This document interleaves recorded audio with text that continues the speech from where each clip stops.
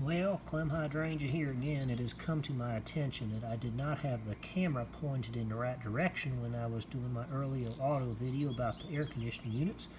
So this is a little simpler Clem diagram, and hopefully this will explain things even better. So once again, let's start. The key to the air conditioning system is that PV equals nRT. So we are going to take and expand that what we call coolant, or used to be Freon, now it's HFC 134A. But that's not the point. The point is that we are going to take that coolant and we are going to expand it right here with what's called our expansion valve. That is going to take a very high pressure to a very low pressure. This is a liquid that goes to the expansion valve. Then the liquid goes into the evaporator where it evaporates, and it's now a cool liquid coming through. It becomes a cool gas. That's what evaporation is. And this evaporator is what you actually blow the air over that's inside your car. You take the warm air, you go through the evaporator, blow it over those coils, and it cools it off. You push it back inside the car.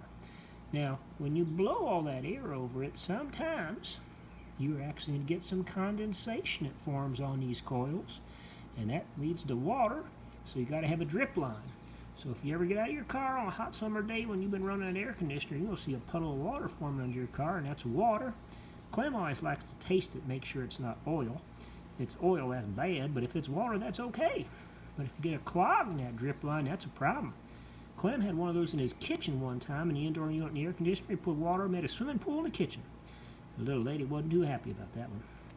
All right, so with that in mind, then you take that gas and you go through what's called the suction throttling valve. That controls kind of how fast goes through this evaporator. And then you bring it over to the compressor, which is the key to this whole thing. So you compress this gas, and you take a low pressure, maybe 30 to 60 psi, and you make it a very high pressure, and it's got to be a gas because liquids are not compressible, so it's got to be a gas. Now we got a high pressure gas. This is called the suction side of the compressor. This is called the discharge side. When you put your gauges on, that's what you're going to be measuring, suction and discharge pressures. Now I got this high pressure gas that comes down to what's called the condenser. This is usually right next to the front of your car behind the radiator. As you drive down the road, you blow air over it and you actually cool a little bit and get it to condense. So you go from this high pressure gas and you condense it back to a liquid. And then you can run that liquid through the expansion valve again. Anyways, that is the principle. You got the expansion valve where you expand that coolant. You got the evaporator where you evaporate it and blow air over it. And so you basically give up that heat in the indoor air to the coolant. And then over here, you dump that heat outside as you use it to condense. That's all an air conditioner is. With that in mind, next we're going to put some gauges on the car and test our pressures on the suction discharge side and see how it works. Stay tuned, boys. Once again, thank you to Clem's best buddy there, Mr. Earl Wood. He goes by Woody.